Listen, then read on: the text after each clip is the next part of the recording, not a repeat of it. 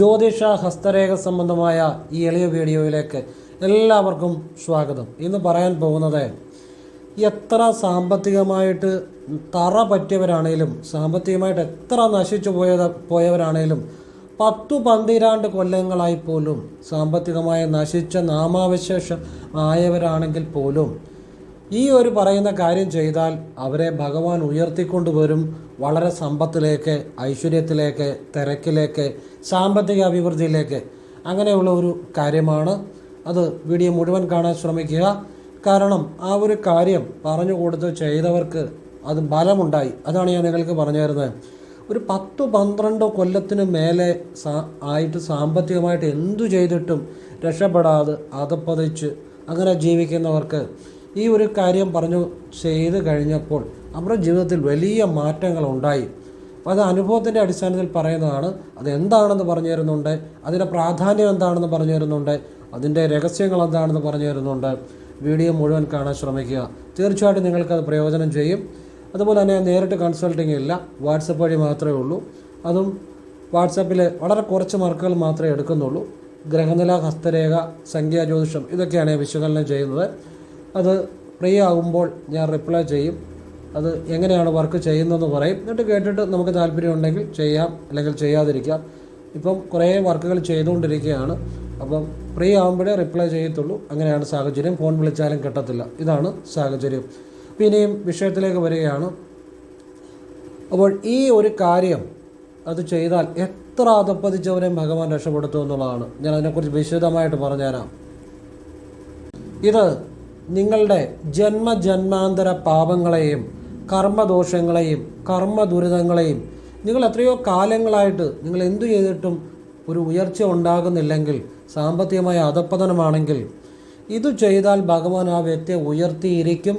ഒരു സംശയം വേണ്ട. പക്ഷെ ചെയ്യുന്നത് പൂർണ്ണ മനസ്സോടെ ആയിരിക്കണം, പൂർണ്ണ വിശ്വാസത്തോടെ ആയിരിക്കണം ഭഗവാനോട് എന്ന് മാത്രം. കാരണം അങ്ങനെ ഞാൻ പറഞ്ഞു ചെയ്തവർക്ക് ഇന്ന് നിന്ന് തിരിയാൻ സമയമില്ലാത്ത പോലെ ധനവും സമ്പത്തും ഉയർച്ചയും ഒക്കെ വന്നുകൊണ്ടിരിക്കുന്നവരുണ്ട്.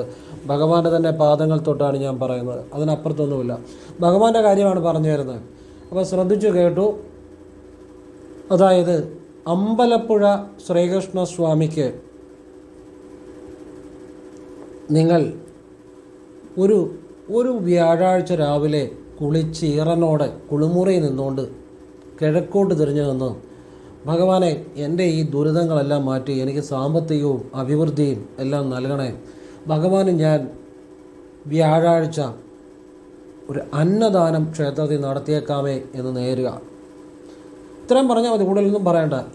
എൻ്റെ ജീവിതത്തിലേക്ക് ഭഗവാനെ സമ്പത്ത്, ഐശ്വര്യം, ഉയർച്ച എല്ലാം നൽകണേ. ഭഗവാന് ഞാൻ വ്യാഴാഴ്ച ഒരു അന്നദാനം അവിടെ അമ്പലപ്പുഴ ഉണ്ണിക്കണ്ണന് നടത്തിയേക്കാവുന്നു. അപ്പോൾ അവിടെ അന്നദാനത്തിന് വ്യാഴാഴ്ച ഞാൻ പറഞ്ഞു ആ ചെയ്തവരുടെ ഇതനുസരിച്ച് ഇവിടെ 1500 ഉണ്ട്, 3000 ഉണ്ട്. അപ്പോൾ അത് നമ്മൾ ഈ അടുത്തിടയ്ക്ക് ചെയ്യിച്ചായിരുന്നു. അത് ചെയ്തവരുടെ ഒരു മാറ്റത്തിൻ്റെ അടിസ്ഥാനത്തിലാണ് ഞാൻ പറഞ്ഞു തരുന്നത്. അപ്പം വ്യാഴാഴ്ച ഏകദേശം 3000 രൂപയാണെന്നുള്ളതാണ് അവർ പറഞ്ഞത്. അപ്പോൾ പക്ഷേ ആ പൈസയുടെ അല്ല, നിങ്ങളുടെ സാമ്പത്തികം പോലെ നിങ്ങൾക്ക് സാധിക്കുന്ന പോലെയും ചെയ്താൽ മതി. പക്ഷെ ഭഗവാൻ ഈ അന്നദാനം ചെയ്താൽ അവർക്കൊക്കെ പക്ഷെ ഇപ്പോൾ പൂർണ്ണ മനസ്സോടെ ആയിരിക്കണം. ഇങ്ങനെ നേർന്നിട്ട് വേണം ചെയ്യാൻ. ഇപ്പോൾ ഒരു വ്യാഴാഴ്ച നേർന്നു, പിന്നെ വേറൊരു വ്യാഴാഴ്ച പോയി അവിടെ തലേദിവസം പോയി അവിടെ ബുക്ക് ചെയ്യണം. തലേദിവസം പോയാലും ബുക്കിംഗ് മിക്കവാറും കിട്ടാറുണ്ട്. നമ്മൾ പറഞ്ഞു പോയി ചെയ്തവർക്കൊക്കെ തലേദിവസം പോയപ്പം ബുക്കിംഗ് കിട്ടിയിട്ടുണ്ട്, വ്യാഴാഴ്ചക്ക് തലേദിവസം. അല്ലേ അത് കഴിഞ്ഞ് വരുന്ന അടുത്ത വ്യാഴാഴ്ച അല്ലെങ്കിൽ വ്യാഴാഴ്ച ചെയ്യുന്നതാണ് കൂടുതൽ നല്ലത്. നേർന്നാൽ മതി.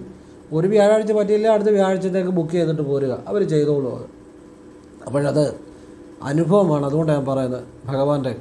അതായത് ഈ അന്നദാനത്തിനകത്ത് ഒരുപാട് കാര്യങ്ങളുണ്ട്. പ്രത്യേകിച്ച് കൃഷ്ണ ക്ഷേത്രത്തിൽ അന്നദാനം ചെയ്താൽ, അമ്പലപ്പുഴ ഉണ്ണിക്കണ്ണനെക്കുറിച്ച് പറയാൻ ഞാൻ ആളല്ല. കാരണം ഭഗവാന്റെ ചില അനുഭവങ്ങളും ഒക്കെ ഞാൻ വീഡിയോ പറഞ്ഞിട്ടുണ്ട്. ഞാൻ ഇടയ്ക്ക് അവിടെ പോകാറുണ്ട്. എനിക്ക് ഭഗവാന്റെ ഒരു അനുഭവങ്ങൾ ഉണ്ടായിട്ടുണ്ട്. അതിൻ്റെ അടിസ്ഥാനത്തിൽ ചില കാര്യങ്ങൾ ഞാൻ പറഞ്ഞിട്ടുണ്ട് പഴയകാല വീഡിയോകളിൽ. കാരണം ഞാൻ ഭഗവാനോട് പോയി കഴിഞ്ഞാൽ ഞാനൊന്നും ഭഗവാനോട് ആവശ്യപ്പെടാറില്ല, ഒന്നും ആവശ്യപ്പെടാറില്ല. അത് ഭഗവാൻ അമ്പലപ്പുഴ ഉണ്ണിക്കണ്ണനാണേലും കൊള്ളാം, ശിവഭഗവാനോടാണേലും കൊള്ളാം, ഞാൻ എനിക്ക് വേണ്ടി ഒന്നും ആവശ്യപ്പെടാറില്ല. പക്ഷേ വഴിപാട് ചെയ്യാറുണ്ട്. ഇതുപോലെ പല കാര്യങ്ങളും ഞാനിവിടെ ചെയ്യാറുണ്ട്. പക്ഷേ ഞാൻ നിഷ്കാമമായിട്ടാണ് ചെയ്യുന്നത്. പക്ഷെ ഞാൻ പറഞ്ഞു കൊടുത്ത ആളുകൾ അവരുടെ ഓരോ കാര്യസാധ്യത്തിന് വേണ്ടിയാണ്, സാമ്പത്തികത്തിന് വേണ്ടി. അവർക്ക് സാമ്പത്തികം ഉണ്ടായി അത് ചെയ്തവർക്ക്. അതുകൊണ്ടാണ് നിങ്ങളിത് ചെയ്താൽ നന്നായിരിക്കുമെന്ന് ഞാൻ പറഞ്ഞ അനുഭവം ഉണ്ടായതുകൊണ്ടാണ്. പിന്നെ അവിടെ ഫോൺ വഴിയുള്ള ബുക്കിംഗ് ഇല്ല എന്നുള്ളതാണ് എൻ്റെ അറിവ്. അവിടെ ചെന്ന് തന്നെ പൈസ കൊടുക്കണമെന്നുള്ളതാണ്. ഗൂഗിൾ പേ അങ്ങനെയുള്ള സംവിധാനങ്ങളില്ല എന്നുള്ളതാണ് എൻ്റെ അറിവ്. അവർ ചെയ്തവരങ്ങനെ ക്യാഷ് കൊടുത്തതായിട്ടാണ്. അപ്പോൾ പോവുകയാണെങ്കിൽ ക്യാഷായിട്ട് പോകണം. അതുകൊണ്ട് പറഞ്ഞതേ ഉള്ളൂ. ചെയ്യാൻ താല്പര്യമുള്ളവർ ചെയ്യുകയോ ചെയ്യാതിരിക്കുകയൊക്കെ നിങ്ങളുടെ ഇഷ്ടം. അതൊക്കെ നിങ്ങളുടെ ഇഷ്ടം. ഞാൻ ചെയ്യണമെന്നോ ചെയ്യേണ്ടതെന്നല്ല പറയുന്നത്, നിങ്ങളുടെ ഇഷ്ടം. നമുക്കുണ്ടായ അനുഭവം നമ്മൾ പറഞ്ഞു കൊടുത്ത് ആ ഒരു ആളുകൾക്ക് ഫലമുണ്ടായി, അതുകൊണ്ട് പറഞ്ഞതേ ഉള്ളൂ. അപ്പം ഭഗവാനെ കൃഷ്ണന് നിങ്ങൾ എന്തു ചെയ്താലും ഉറപ്പായിട്ടും അതിൻ്റെ 10 ഇരട്ടി ഭഗവാൻ തിരിച്ചു വന്നിരിക്കും, ഒരു സംശയം വേണ്ട. അമ്പലപ്പുഴ ഉണ്ണിക്കണ്ണൻ നിങ്ങൾ പൂർണ്ണ ഭക്തിയോടെ വേണം ഭഗവാനെ, പൂർണ്ണ സമർപ്പണത്തോടു കൂടി വേണം, പൂർണ്ണ വിശ്വാസത്തോടു കൂടി വേണം. പിന്നെ അവിടെ നിങ്ങൾ വഴിപാടിന് ഇതുപോലെ അവിടെ ചെന്ന് ആദ്യം ഉണ്ണിക്കണ്ണനെ കണ്ട് തൊഴണം. തൊഴുതിട്ട് നിങ്ങൾ അവിടെ ഗുരുവായൂർ നടയുണ്ട്, അവിടെ തൊഴണം. പിന്നെ ശിവഭഗവാനും പാർവ്വതീദേവിയും ഉണ്ട്, അവിടെയൊക്കെ തൊഴണം. തൊഴുത് കഴിഞ്ഞ് അവസാനം നിങ്ങൾ അന്നദാന കൗണ്ടറിൽ വന്ന് അന്നദാനത്തിനെടുത്താൽ മതി. പറഞ്ഞാൽ മനസ്സിലാകും. അങ്ങനെ ചെയ്താൽ മതി. അവിടെ പിന്നെ ഗുരുവായൂർ നട അതൊരു അനുഭവമാണ്. അവിടുത്തെ ഗുരുവായൂർ നടയുണ്ട്, അവിടെയും തൊഴണം. ഉണ്ണിക്കണ്ണനെ തൊഴുതിട്ടേ തൊഴാവുള്ളൂ. അപ്പോൾ ഈ അന്നദാനം എന്ന് വെച്ചാൽ ഏറ്റവും പെട്ടെന്ന് ജീവിതത്തിൽ മാറ്റം വരുത്തുന്നതാണ്. അന്നം എന്ന് വെച്ചാൽ ബ്രഹ്മമാണ്, അതിനപ്പുറത്തൊന്നുമില്ല. ബ്രഹ്മം തന്നെയാണ് അന്നം. അപ്പോൾ അന്നദാനം ചെയ്യുക പൂർണ്ണ മനസ്സോടെ. അതിനോളം പുണ്യം വേറെ ഒന്നുമില്ല. പ്രത്യേകിച്ച് വ്യാഴാഴ്ച അന്നദാനം ചെയ്താൽ ആ വ്യക്തി രക്ഷപ്പെട്ടിരിക്കും. പക്ഷേ ഭഗവാനോട് ഭക്തി വേണം, വിശ്വാസം വേണം, സമർപ്പണം വേണം. മനസ്സില്ലാ മനസ്സോടെ ചെയ്യരുത്. അയ്യോ എൻ്റെ പൈസ അത്രയും പോയല്ലോ, അല്ലെ അത്രയും പൈസ ആകുമല്ലോ എന്ന് അങ്ങനെയുള്ളതൊന്നും ചെയ്യരുത് എന്നാ ഞാൻ പറയത്തുള്ളൂ. മനസ്സുള്ളവർ, തൃപ്തിയുള്ളവർ, ഭഗവാനോട് വിശ്വാസമുള്ളവർ മാത്രം ചെയ്താൽ മതി. അത് അവനവന് ഇഷ്ടമുണ്ട് ചെയ്താൽ മതി. ഞാൻ എൻ്റെ അനുഭവം പറഞ്ഞതേ ഉള്ളൂ. അപ്പം ഞാൻ പറഞ്ഞു കൊടുത്ത് അവർക്കുണ്ടായ ഒരു അനുഭവം പറഞ്ഞതേ ഉള്ളൂ. അപ്പം നിങ്ങൾക്ക് പൂർണ്ണ മനസ്സോടെ ചെയ്യുകയാണെങ്കിൽ പകുതി മനസ്സോടെ ഒന്നും ചെയ്യരുത്, പൂർണ്ണ സന്തോഷത്തോടെ ചെയ്യണം. അവർ രസീത് തരും, പിന്നെ അവരവിടെ ചെയ്തോളും. വ്യാഴാഴ്ച നിങ്ങൾ രസീത് മേടിച്ചുകൊണ്ട് ഞാൻ പോന്നാൽ മതി, പേരും നാളും അവിടെ കൊടുത്താൽ മതി, പൈസ അടച്ചിട്ട്. ചെയ്യാൻ താല്പര്യമുള്ളത് അതൊക്കെ അവനവന് ഇഷ്ടമാണ്. ചെയ്യുകയോ ചെയ്യാതിരിക്കുകയോ. ഞാൻ എൻ്റെ അനുഭവം പറഞ്ഞതേ ഉള്ളൂ. കാരണം 10-12 കൊല്ലത്തിലേറെയായി ഒരു സ്വന്തമായിട്ട് തൊഴിൽ ചെയ്യുന്ന ഒരാളാണ്. വലിയ പരിപാടിയൊന്നുമില്ല, ഈച്ചയായിട്ട് ഇരിക്കുക എന്ന് വെച്ച് കഴിഞ്ഞാൽ മറ്റൊന്നുമല്ല, പണിയൊന്നുമില്ല, അത് വെറുതെ ഇരിക്കുക, അതാണ് ഉദ്ദേശിച്ചത്. ആ മനുഷ്യന് ഞാൻ ഈ കാര്യം പറഞ്ഞു. ഇന്ന് ആ മനുഷ്യൻ ഏറ്റവും ബിസിയാണ്. ബിസിയെന്ന് മാത്രമല്ല, ഇഷ്ടംപോലെ വർക്കുകൾ ഓൺലൈൻ വഴി വെളിയിൽ നിന്നൊക്കെ വർക്ക് എടുത്ത് ചെയ്യുന്ന ആളാണ്. ഇഷ്ടംപോലെ അദ്ദേഹത്തിന് വർക്കുകൾ വന്നുകൊണ്ടിരിക്കുകയാണ്. ഇന്ന് നേരം തൊടാൻ സമയമില്ല. ആ മനുഷ്യനെ കാണാൻ പറ്റത്തില്ല ഇപ്പോൾ. അതുപോലെ പുള്ളി അപ്പോൾ എന്നോട് പറഞ്ഞു ഇങ്ങോട്ട് ആ ചെയ്തത് ഏതായാലും ഫലമായി. കാരണം എനിക്കറിയാം, ഞാൻ ആ ചെയ്തപ്പോഴേ പുള്ളിയോട് പറഞ്ഞു നിങ്ങളുടെ ജീവിതം മാറിയെന്ന് പറഞ്ഞു. കാരണം എനിക്കറിയാം ഭഗവാൻ അത് ചെയ്ത പൂർണ്ണ മനസ്സോടെ ആയിരിക്കണമെന്നുള്ളതേ ഉള്ളൂ. അപ്പോൾ പുള്ളി ചെയ്ത പൂർണ്ണ മനസ്സോടെയാണ്. ഞാൻ പറഞ്ഞു നിങ്ങളുടെ ജീവിതം ഇതോടുകൂടി മാറിയെന്ന് പറഞ്ഞു. അത് പുള്ളി എന്നോട് ഇങ്ങോട്ട് പറഞ്ഞു. അതുപോലെ തിരക്കും സാമ്പത്തികവും ഉയർച്ചയും, വളരെ ബിസിയാണ്. അപ്പോൾ ആ ജീവിതം വലിയൊരു മാറ്റമാണ്. കാരണം വർഷങ്ങളോളം എന്ത് ചെയ്തിട്ടും രക്ഷപ്പെടാത്ത, വർഷങ്ങളോളം വളരെ സാമ്പത്തിക ഒരു ബുദ്ധിമുട്ടിൽ അങ്ങ് തൻ്റെ കൂടെയുള്ളവരെല്ലാം ഉയർച്ചയിലേക്ക് പോകുമ്പോഴും താഴോട്ട് പോകുന്ന ഒരു വല്ലാത്ത അവസ്ഥയാണ്. അങ്ങനെ അവസ്ഥയിലുള്ള ഒരു മനുഷ്യന് ഞാനിത് പറഞ്ഞു കൊടുത്ത് അദ്ദേഹം അത് ചെയ്തു. അദ്ദേഹം ഇപ്പോഴും വില്ലിങ്, ഇനി എത്ര വേണമെങ്കിലും ചെയ്യാമെന്നാണ് പറയുന്നത്. കാരണം പുള്ളിക്ക് പൈസ വരാൻ തുടങ്ങി. പുള്ളി ഇനിയും വ്യാഴാഴ്ച പോയി ചെയ്യും, ഏതെങ്കിലുമൊക്കെ വ്യാഴാഴ്ച പോയി ചെയ്യും. അതിനകത്ത് എനിക്ക് സംശയമില്ല. കാരണം ഭഗവാനല്ലേ, സന്തോഷമുള്ളത് എനിക്ക്. അത് നമുക്ക് ആ ഇഷ്ടമുള്ള പോലെ ആവർത്തിക്കാം. അത് പുള്ളി ചെയ്യുന്നുള്ള കാര്യം എനിക്ക് സംശയമില്ല ഇനി. കാരണം പുള്ളിക്ക് അതുപോലെ അത് ഗുണം ചെയ്തു. പുള്ളി വളരെ സന്തോഷവാനാണ്. എന്നോട് പറഞ്ഞപ്പം ഞാനിപ്പം വിചാരിച്ച് നിങ്ങൾക്ക് എല്ലാവർക്കും അത് പ്രയോജനപ്പെടട്ടെ എന്ന് കരുതി എല്ലാവർക്കും പറഞ്ഞു തരികയാണ്. അപ്പോൾ ഈ ഭഗവാന് എനിക്കൊരു ഭാഗ്യമുണ്ടായി. ഭഗവാൻ ഞാൻ അന്നദാനം ചെയ്തത് എനിക്ക് ഗുരുവായൂർ ഏകാദശിയുടെ അന്ന് അവിടെ അന്നദാനം ചെയ്യാൻ പറ്റിയായിരുന്നു. അതൊരു വലിയ ഭാഗ്യമായിരുന്നു. കാരണം അത് എൻ്റെ മനസ്സിൽ ഞാനൊരു സങ്കല്പം വെച്ചായിരുന്നു. എനിക്ക് ഭഗവാന്റെ ഒരു അനുഭവം ഉണ്ടായിരുന്നു. അപ്പം ഞാൻ ചെന്ന സമയത്ത് ഞാൻ സംശയിച്ചു, കാരണം ആരെങ്കിലും ബുക്ക് ചെയ്തിട്ടുണ്ടായിരിക്കുമോ. അപ്പോൾ ഞാൻ ഭഗവാനോട് പറഞ്ഞായിരുന്നു ഞാൻ ചെയ്തോളാം, വേറെ ആർക്കും ഡേറ്റ് കൊടുക്കാതെ എനിക്ക് തന്നെ തരണമെന്ന്. ഞാനിച്ചിരി താമസിച്ചു പോയി പൈസയൊക്കെ ആയിട്ട് ചെന്നപ്പം. പക്ഷേ ഞാൻ ചെന്നപ്പം ആരും ബുക്ക് ചെയ്തിട്ടില്ലായിരുന്നു. ഗുരുവായൂർ ഏകാദശി അമ്പലപ്പുഴയിൽ ഒരു അന്നദാനം എനിക്ക് തന്നെ കിട്ടി. അതെനിക്കൊരു മഹാഭാഗ്യമായിട്ടാണ് കാണുന്നത്. എൻ്റെ ജീവിതത്തിലെ എനിക്കൊരു വലിയ ഭാഗ്യമായിട്ട് കാണുന്നത്. അതിനുള്ളൊരു അവസരം ഭഗവാൻ എനിക്ക് നൽകിയത്. അപ്പോൾ അത് കഴിഞ്ഞാണ് ഞാൻ ഈ ഇദ്ദേഹത്തോട് പറയുന്നത്. അപ്പോൾ പുള്ളിക്ക് വ്യാഴാഴ്ച ഞാൻ പറഞ്ഞു വ്യാഴാഴ്ച ചെയ്തോളാൻ പറഞ്ഞു. ഞാൻ ചെയ്തത് ഗുരുവായൂർ ഏകാദശിയും വ്യാഴാഴ്ചയും കൂടെ ആയിരുന്നു. അത് കഴിഞ്ഞ് ഇദ്ദേഹം വ്യാഴാഴ്ച ചെയ്തു. പിന്നെ ഞാൻ ഇടയ്ക്ക് ഓച്ചിറയിലേക്ക് അത് ഗൂഗിൾ പേ വഴി ഇടയ്ക്ക് ഞാൻ അന്നദാനത്തിന് ചെയ്യാറുണ്ട്. അത് നല്ലത് തന്നെയാണ്, അത് വളരെ നല്ലത് തന്നെയാണ്. അപ്പോൾ ഇത് നിങ്ങൾ ഈ പറഞ്ഞത് ഇപ്പോൾ ഈ പറഞ്ഞ കാര്യം നിങ്ങൾ ചെയ്യുക കേട്ടോ. അമ്പലപ്പുഴ ഉണ്ണിക്കണ്ണന് അന്നദാനം വ്യാഴാഴ്ച. നിങ്ങളുടെ സാമ്പത്തിക സാഹചര്യവും മനസ്സിന് തൃപ്തിയും നിങ്ങൾക്ക് ചെയ്യണമെന്ന് ആഗ്രഹം ഉണ്ടെങ്കിൽ ചെയ്യുക. ഞാൻ പറഞ്ഞതേ ഉള്ളൂ. അവിടെ ഫോൺ വഴിയുള്ള പരിപാടിയൊന്നുമില്ല. പോകേണ്ടവർ അവിടെ പോയി അവിടെ ചെന്ന് റെസിപ്റ്റ് എടുക്കണം. ഗൂഗിൾ പേ ഒന്നുമില്ല. നമ്മൾ ചെയ്തപ്പോൾ അങ്ങനെയാണ്. നമ്മൾ വേറൊരാൾ പോയി ചെയ്തപ്പോഴും അങ്ങനെ തന്നെയാണ്. ഇനിയിപ്പോൾ ഉണ്ടോയെന്ന് എനിക്കറിയത്തില്ല, മിക്കവാറും ഇല്ലെന്ന് എനിക്ക് തോന്നുന്നു. അതെങ്ങനെയാണ് അവിടുത്തെ കാര്യങ്ങളാണ്. അപ്പം ഞാനത് പറഞ്ഞതേ ഉള്ളൂ. ഇത് എത്ര നശിച്ചു പോയവരെയും ഭഗവാൻ രക്ഷപ്പെടുത്തിക്കൊണ്ട് വരും. വ്യാഴാഴ്ച അന്നദാനത്തിന് ഒരുപാട് രഹസ്യങ്ങളുണ്ട്. ഞാൻ പഴയൊരു വീഡിയോയ്ക്കകത്ത് വ്യാഴാഴ്ച അന്നദാനത്തിൻ്റെ കാര്യം പറഞ്ഞിരുന്നു. വ്യാഴാഴ്ച അന്നദാനം ഏറ്റവും ശ്രേഷ്ഠമാണ്. കൃത്യമായിട്ട് ഇങ്ങനെ വ്യാഴാഴ്ച, എല്ലാ വ്യാഴാഴ്ച എന്നല്ല, ഇടയ്ക്കൊക്കെ നമ്മൾക്ക് ഭഗവാൻ നമുക്ക് സാമ്പത്തികം തരുമ്പം നമ്മൾ ഇടയ്ക്കൊക്കെ പോയി വീണ്ടും വീണ്ടും ചെയ്യണം. അപ്പോഴത്തേനും ഭഗവാൻ തരുന്ന ഐശ്വര്യങ്ങൾ ഒരിക്കലും നശിക്കത്തില്ല, നിലനിൽക്കും, എന്നും വർദ്ധിച്ചു വരും. പറഞ്ഞാൽ മനസ്സിലായോ? വർദ്ധിച്ചു കൊണ്ടേയിരിക്കും. അതാണ് ഭഗവാൻ കൃഷ്ണൻ്റെ ഒരു രഹസ്യം. ഞാനൊരു നല്ല അനുഭവം പറഞ്ഞതേ ഉള്ളൂ. നിങ്ങളുടെ സാഹചര്യവും താല്പര്യവും ആവശ്യവും ഒക്കെ പോലെ നിങ്ങൾക്ക് ചെയ്യാം, ചെയ്യാതിരിക്കാം, അതൊക്കെ നിങ്ങളുടെ ഇഷ്ടം. എൻ്റെ അനുഭവം പറഞ്ഞതേ ഉള്ളൂ. അത് റിസൾട്ട് കിട്ടിയ കാര്യമാണ്, ഭഗവാന്റെ കാര്യമാണ്. ഞാനൊരു സന്തോഷത്തോടെ പറഞ്ഞതേ ഉള്ളൂ. ഇനിയും ഞാൻ എൻ്റെ ഒരു അനുഭവം കൂടെ പറഞ്ഞിട്ട് നിർത്താം. എനിക്ക് ഇന്ന് വെളുപ്പിനെ വ്യാഴാഴ്ച എനിക്ക് ഒരു സ്വപ്ന ദർശനം ഉണ്ടായി. അപ്പോൾ അത് ഒരു അനുഭവം പറയുന്നതേ ഉള്ളൂ. എല്ലാ കാര്യവും നിങ്ങളോട് ഷെയർ ചെയ്യുന്ന എന്ന നിലയിൽ പറയുന്നതാണ്. ഇപ്പോൾ രാവിലെ വെളുപ്പിനെ ഒരു 3 മണിയായപ്പോഴാണ് ഈ സ്വപ്ന ദർശനം ഉണ്ടാകുന്നത്. കാരണം ഞാൻ ഈ സ്വപ്നത്തിൽ നിന്ന് ഉണർന്നപ്പം 3 മണിയാണ്, വെളുപ്പിനെ 3 മണി, വ്യാഴാഴ്ച ഇന്ന് വെളുപ്പിനെ. അപ്പോഴത്തേനും ഞാൻ കാണുന്നത് ഒരു ശിവക്ഷേത്രമാണ്. ആ ശിവക്ഷേത്രത്തിൽ ഞാനും ഭഗവാനും മാത്രമേ ഉള്ളൂ. ശിവലിംഗമാണ് കാണുന്നത്. അപ്പോൾ ഈ ശിവലിംഗത്തിൽ ആ ഭഗവാൻ തന്നെ എന്നോട് പറഞ്ഞു തരുന്നത് ഇത് ഇന്ന ക്ഷേത്രമാണെന്ന്. അപ്പോൾ ഞാനൊരു ആത്മസ്വരൂപത്തിലാണ്, ശരീരമല്ല, ഒരു ആത്മബോധത്തിൽ, ആത്മസ്വരൂപത്തിലായിട്ടാണ് എനിക്ക് അനുഭവപ്പെടുന്നത്. അപ്പോൾ എന്നോട് ഭഗവാൻ തന്നെ പറയുന്നു ഇന്ന ക്ഷേത്രമാണ്. അപ്പോൾ ആ ക്ഷേത്രമാണ്, പേര് ഞാൻ പറയുന്നില്ല ആ ക്ഷേത്രത്തിൻ്റെ. അപ്പോൾ എനിക്ക് മനസ്സിലായി ഇന്ന ക്ഷേത്രമാണ്. ഭഗവാൻ പറഞ്ഞപ്പോൾ പേര് ഇങ്ങോട്ട് പറയുന്നു. എന്നിട്ട് ഭഗവാനെ ഈ വൈകിട്ട് ഭഗവാനെ എല്ലാ മാലയും എല്ലാം ചാർത്തിയ നിർമ്മാല്യത്തിന് മുമ്പുള്ള ആ ഒരു കാഴ്ചയാണ് കാണുന്നത്.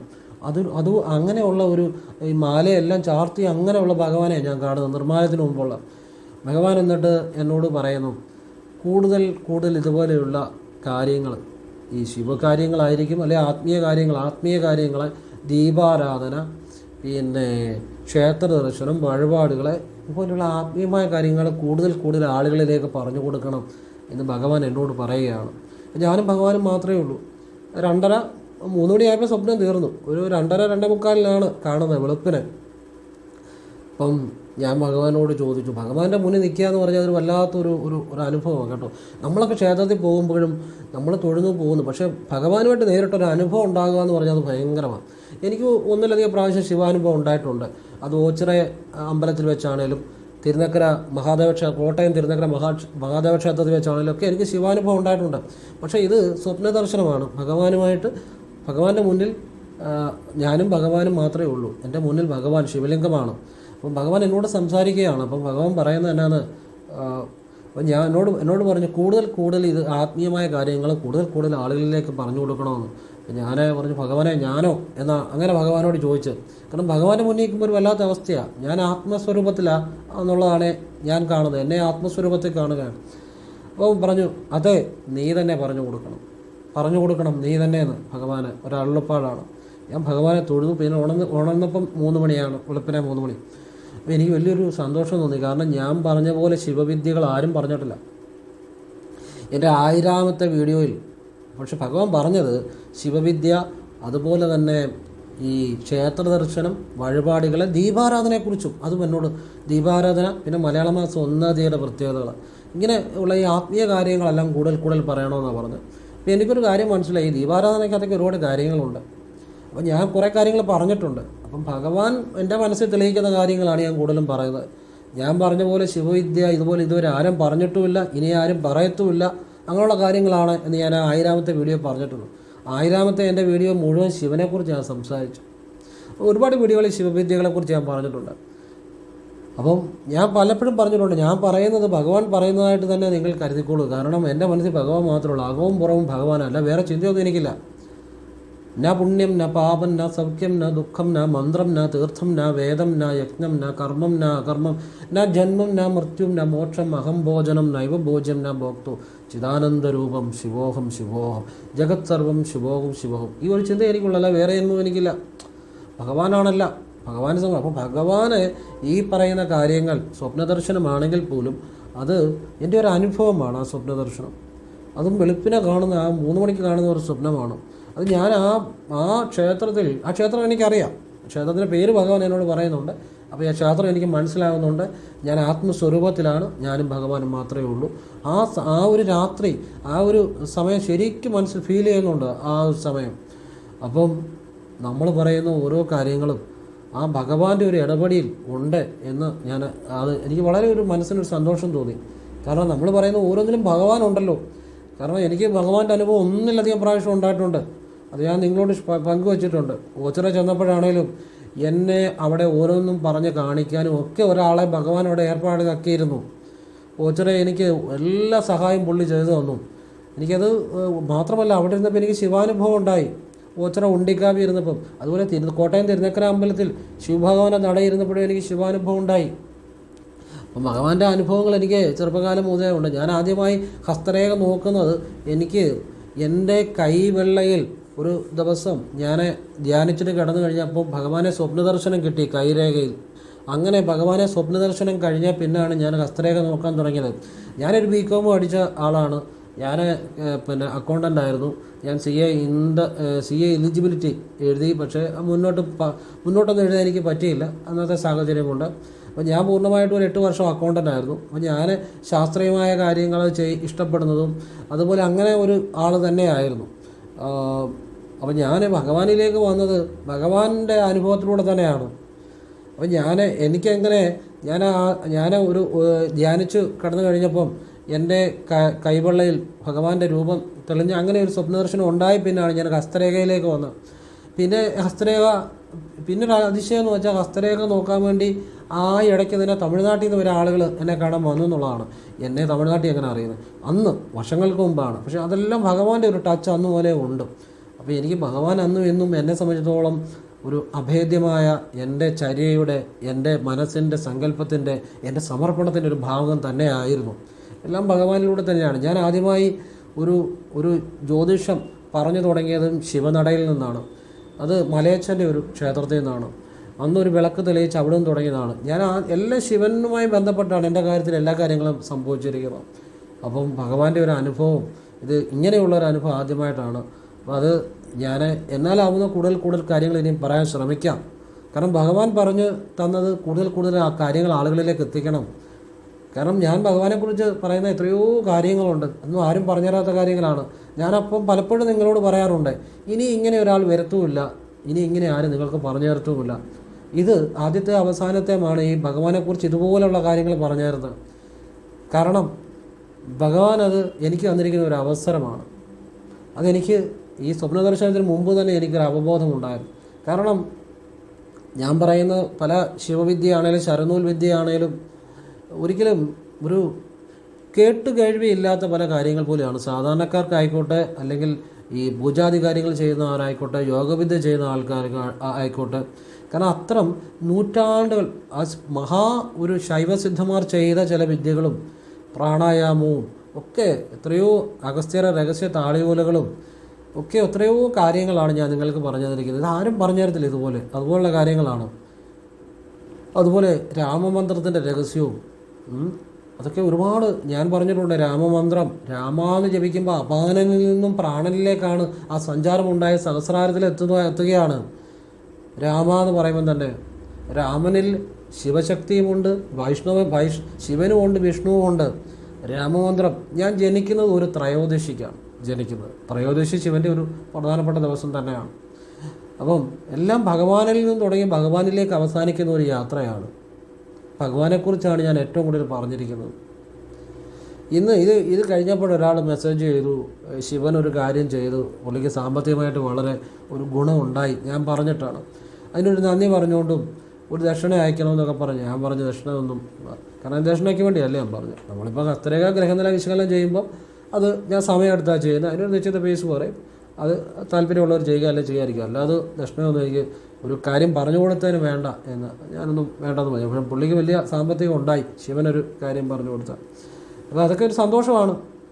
പിന്നെ വേറൊരാൾ മെസ്സേജ് ചെയ്തൊരു കുട്ടിക്ക് പെർമനൻ്റായിട്ടൊരു ജോലി കിട്ടി. പഠിച്ച് വളരെ നാളായിട്ട് ജോലിയില്ലാതെ അവർ പറയുന്ന കേട്ട വിഷമം തോന്നും. വളരെ ബുദ്ധിമുട്ടിലായിരുന്നു. പക്ഷേ ഞാനത് മുരുകന് പറഞ്ഞ കാര്യം ചെയ്തതാണ്. അത് മുരുകന് ഞാൻ എന്താണ് പറഞ്ഞതെന്നൊക്കെ അവരിങ്ങോട്ട് പറയുന്നുണ്ട്. ജോലി കിട്ടി, വലിയ സന്തോഷം. ഒരാൾക്ക് പെർമനൻ്റായിട്ടൊരു ജോലി കിട്ടുക എന്ന് പറയുന്നത്, പഠിച്ച് നിൽക്കുന്ന ഒരാൾക്ക് വർഷങ്ങളായിട്ട് ദാരിദ്ര്യത്തിലൊക്കെ ആയിരുന്നു, വളരെ ബുദ്ധിമുട്ടിലായിരുന്നു. അവരത് വളരെ ബുദ്ധിമുട്ടോടു കൂടിയാണ് പറയുന്നത്. അതിന് എന്നോട് ഒരുപാട് നന്ദി പറഞ്ഞുകൊണ്ട് വാട്സപ്പ് ഇപ്പോഴും കിടപ്പുണ്ട്. ഇന്ന് വന്ന ഒരു മെസ്സേജാണ്. വളരെ സന്തോഷം തോന്നി. ഇതെല്ലാം ശിവഭഗവാനെ തന്നെ സമർപ്പിക്കുകയാണ്. ശിവനെ അറിയണമെന്നുണ്ടെങ്കിൽ ആദ്യം ഭദ്രകാളിയമ്മയുടെ അനുഗ്രഹം വേണം, പിന്നെ മുരുകൻ്റെ അനുഗ്രഹം വേണം. അപ്പോൾ ഇങ്ങനെ ദേവിയുടെയും മുരുകൻ്റെയൊക്കെ അനുഗ്രഹം ഉണ്ടെങ്കിലേ ഭഗവാനിലേക്ക് വരാൻ പറ്റത്തുള്ളൂ. അപ്പോൾ മുരുകനൊക്കെ ഇതിൻ്റെ ഒരു ഭാഗം തന്നെയാണ്. ഞാൻ മുരുകൻ്റെ ഒരുപാട് രഹസ്യ കാര്യങ്ങൾ പറഞ്ഞു തന്നിട്ടുണ്ട്. അത് ഒരിക്കലും ആരും പറഞ്ഞു തരാത്ത മുരുകൻ്റെ ചില മന്ത്രങ്ങൾ, മുരുകൻ്റെ ചില നിഗൂഢ വിദ്യകൾ ഞാൻ ചെയ്യുന്നുണ്ട്. ആ ചെയ്യുന്നതിൻ്റെ ഒരു കാര്യങ്ങൾ എനിക്ക് കൊണ്ടുതാനും.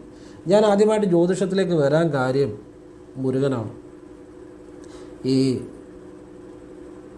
ഞാൻ ജ്യോതിഷം പഠിച്ചു തുടങ്ങിയ കാലഘട്ടത്തിൽ ഒരു ദിവസം ഒരു മുരുക ഭക്തൻ, അതായത് മുരുകനെ ഉപാസിക്കുന്ന ഒരാൾ, അദ്ദേഹത്തിന് ജ്യോതിഷം അറിയത്തില്ല. അദ്ദേഹം ശാസ്ത്രീയമായ ഒരു ഫീൽഡ് കൈകാര്യം ചെയ്യുന്ന ആളാണ്. പക്ഷേ പുള്ളി എന്നോട് പറയുവാണ്, പുള്ളിക്ക് ഒരു സ്വപ്നദർശനം മുരുകൻ കൊടുത്തിട്ട് ഇന്ന ഗ്രഹനിലയിൽ ഇന്ന ഗ്രഹത്തിൻ്റെ ഇന്ന ഗ്രഹം ഇന്ന ഭാവത്തിൽ നിൽക്കുന്ന അതിൻ്റെ വിശേഷ സൃഷ്ടിയുണ്ട് എങ്കിൽ ഇന്ന അനുഭവങ്ങൾ. അപ്പോൾ അത് ശരിക്കും എനിക്ക് ആ ഗ്രഹനിലയിൽ നിൽക്കുന്ന വ്യക്തിയെ എനിക്കറിയാമായിരുന്നു, ആ ഗ്രഹയോഗത്തെക്കുറിച്ച് എനിക്കറിയാമായിരുന്നു. ഇത് ഈ അദ്ദേഹത്തെ ജ്യോതിഷമൊന്നും അറിയത്തില്ല, അദ്ദേഹം മുരുകഭക്തനാണെന്നേ ഉള്ളൂ. അദ്ദേഹം ഇത് എന്നോട് പറയുമ്പോൾ അദ്ദേഹം പറഞ്ഞു ഇങ്ങനെയൊക്കെ ഉണ്ടോ, പുള്ളിക്ക് ഒന്നും അറിയാത്ത ഒരാളാണ്. അപ്പോൾ മുരുകന് അങ്ങനെ ഒരു കാര്യം മുരുകൻ എനിക്ക് തന്നെയുള്ള ഒരു കാര്യമാണ് മുരുകനത് തന്നത്, ഒരു ജ്ഞാനമായിരുന്നു. അങ്ങനെയാണ് പിന്നെ ഞാൻ ആ ഒരു കാര്യത്തിലേക്ക് ഇറങ്ങിയത് തന്നെ. കൈരേഖ ശിവഭഗവാന്റെ ആ ഒരു ഇതുണ്ടായ പിന്നെ അനുഗ്രഹം ഉണ്ടായ പിന്നെയാണ്. അപ്പോൾ അതെല്ലാം ഇപ്പം നമ്മൾ അമ്പലത്തിൽ പോകുന്നു അല്ലേ, പക്ഷെ ആ ദേവൻ്റെ അല്ലെ ദേവിയുടെ ഒരു അനുഭവം നമുക്ക് ഉണ്ടാവുകയാണെങ്കിൽ എന്തോ അനുഭവമായിരിക്കും. അതാണ് എൻ്റെ അകത്ത്. ഞാനിപ്പം ശിവക്ഷേത്രത്തിൽ പോയാലും ഒക്കെ നമുക്ക് ആ ഭഗവാനാലെ ആ ഒരു അനുഭവം നമുക്ക് നേരിട്ട് വരുമ്പോഴേ അതൊരു ഭയങ്കര അനുഭവമാണ്. നമ്മൾ പോകുന്നു, തൊഴുന്നു, വരുന്നു. അതല്ല, അതിനുപരിയായിട്ട് ആ ഭഗവാനുമായിട്ട് ഭഗവാൻ നമ്മളോട് ചില കാര്യങ്ങൾ, അത് സ്വപ്നദർശനമായിക്കോട്ടെ, എന്തായാലും നമ്മളോട് ഉണർത്തിക്കുന്നു. അല്ലെങ്കിൽ നമ്മൾക്കൂടെ തൊഴുമ്പോൾ ചില അനുഭൂതികൾ ഉണ്ടാകുന്നു, അല്ലെങ്കിൽ നമ്മുടെ ഭഗവാൻ ചിലത് കാണിച്ചു തരുന്നു. അതൊക്കെ നിങ്ങളോടൊന്ന് പങ്കുവെച്ചതേ ഉള്ളൂ. അത് എൻ്റെ അനുഭവങ്ങൾ പറഞ്ഞതേ ഉള്ളൂ. അതൊക്കെ നിങ്ങൾക്ക് ചിലർക്ക് ചിലപ്പം കൗതുകമായിരിക്കാം, ചിലർക്ക് ചിലപ്പോൾ ഒരു രസമായിട്ട് തോന്നാം, ചിലർക്ക് ചിലപ്പം എന്തെങ്കിലും കാര്യങ്ങൾ പറയുന്നതായിട്ട് തോന്നാം. പക്ഷേ എൻ്റെ അനുഭവങ്ങളാണ്, എനിക്കുണ്ടായ അനുഭവങ്ങൾ പറഞ്ഞതേ ഉള്ളൂ. അത് നിങ്ങൾക്ക് സ്വീകരിക്കുകയോ സ്വീകരിക്കാതിരിക്കുകയോ ഒക്കെ ചെയ്യാൻ നിങ്ങളുടെ ഇഷ്ടം. നമ്മളുടെ എല്ലാ കാര്യങ്ങളും പങ്കുവെക്കുന്ന നിലയിൽ എനിക്കുണ്ടായ ഒരു അനുഭവം, ഒരു സ്വപ്ന ദർശനം പറഞ്ഞതേ ഉള്ളൂ. ഭഗവാൻ അനുഗ്രഹിക്കട്ടെ എല്ലാവരും. ഓം കൃഷ്ണായ നമഃ. ശിവോഹം ശിവോഹം ശിവോഹം.